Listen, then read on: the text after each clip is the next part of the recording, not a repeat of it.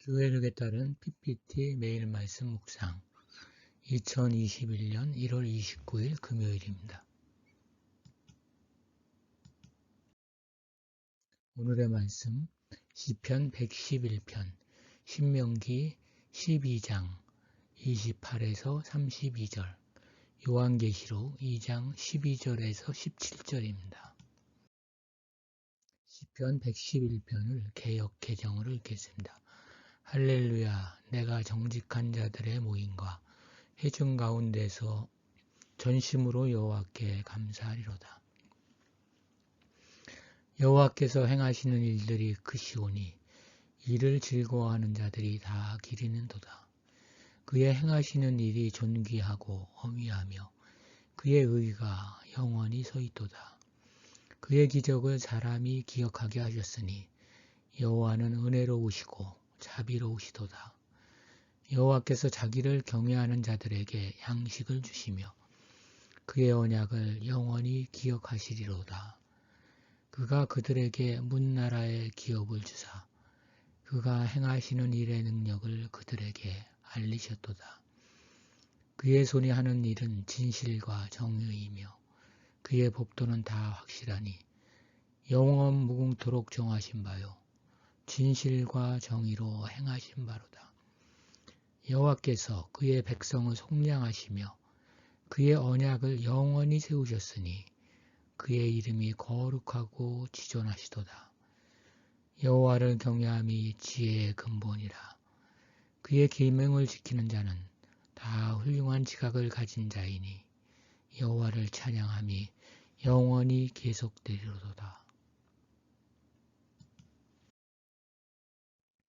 찬양 최수련 작사 조만행 작곡 오직 하나님 은혜라를 부르시겠습니다.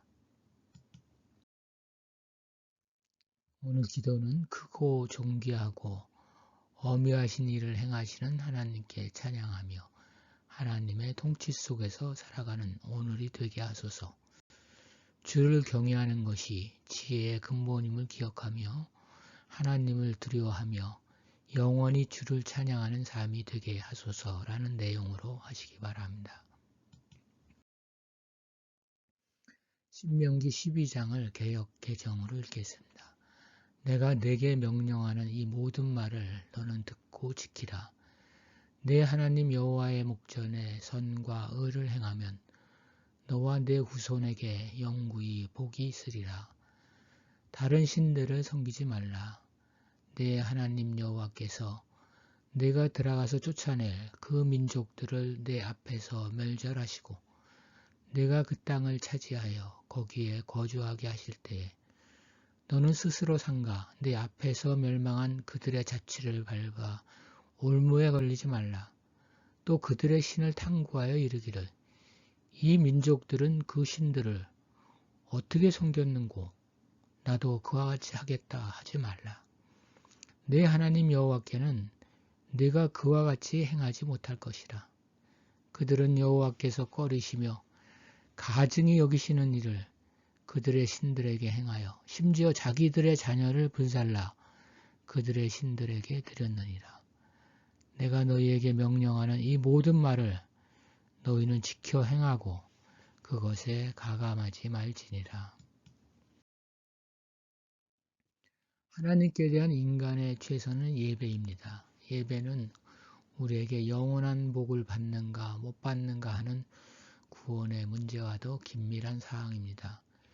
예배를 드린다는 것은 하나님을 구주로 받아들인다는 것을 의미하며 그 구원에 대한 감사와 경배이기 때문입니다. 하나님은 이스라엘 백성으로부터 유일하게 섬김받고자 하십니다. 그래서 이스라엘 자손들이 들어가는 가나안 땅에서 그곳의 우상들을 모두 척결하십니다. 그와 같은 하나님의 뜻을 이해하지 못하고 가나안 주민들이 섬기는 우상들의 관심을 갖고 좋아 보이는 것을 따르고자 해서는 더더구나 안 될 말입니다. 하나님을 예배할 때 그와 같은 이방 풍습을 따르는 일이 있어서는 안 된다고 하십니다. 하나님은 그와 같은 것들을 꺼리시고 가증히 여기십니다. 하나님께서 이처럼 이방의 우상들을 철저하게 배척하는 이유는 단순히 이스라엘 백성들을 독점적으로 소유하고자 함이 아닙니다. 이방 제의 자체가 하나님의 속성에 어긋나기 때문입니다. 하나님은 전지전능하십니다. 그러나 무엇보다 하나님은 사랑이십니다. 그렇기에 가나안 주민들이 자기 자녀를 불살라드리는 제의들에 대해서는 역겨워하시는 겁니다. 우리의 종교는 반인륜적이지 않습니다. 하나님께서 역겨워한 자녀를 바치는 우상숭배는 몰록 제의입니다.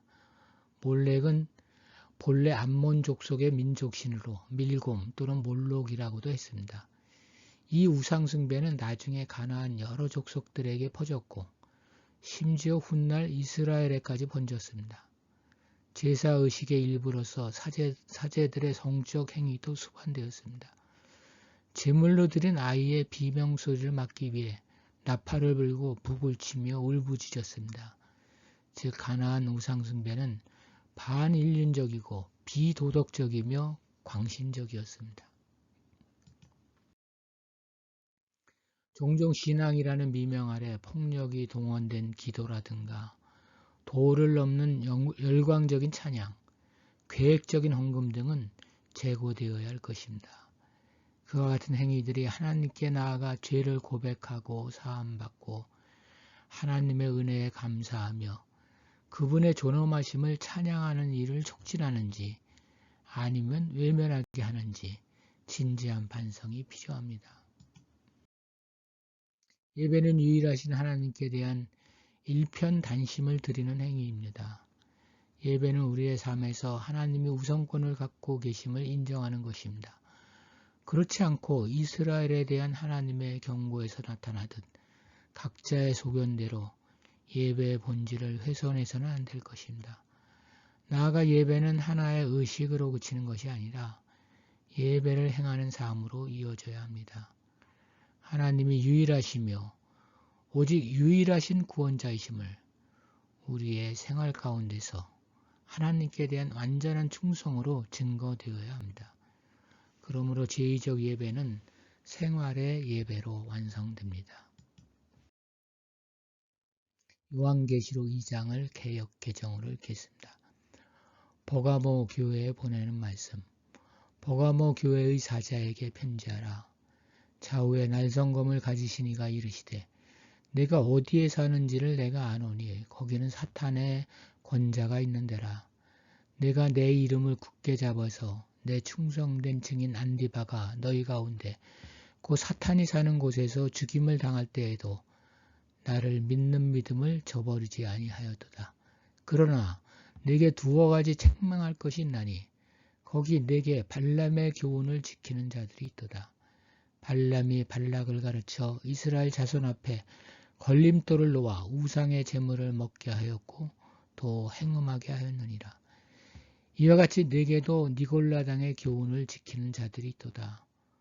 그러므로 회개하라. 그리하지 아니하면 내가 네게 속히 가서 내 입의 검으로 그들과 싸우리라. 귀 있는 자는 성령이 교회들에게 하시는 말씀을 들을지어다. 이기는 그에게는 내가 감추었던 만나를 주고 또 흰 돌을 줄 터인데 그 돌 위에 새 이름을 기록한 것이 있나니 받는 자밖에는 그 이름을 알 사람이 없느니라. 버가모는 소마너에서 해안선을 따라 북으로 약 40마일 올라가서 내륙으로 15마일 동북쪽에 있습니다. 로마와 아시아주를 연결하는 교통의 중심지이며 상업과 무역이 발달한 부유한 도시입니다.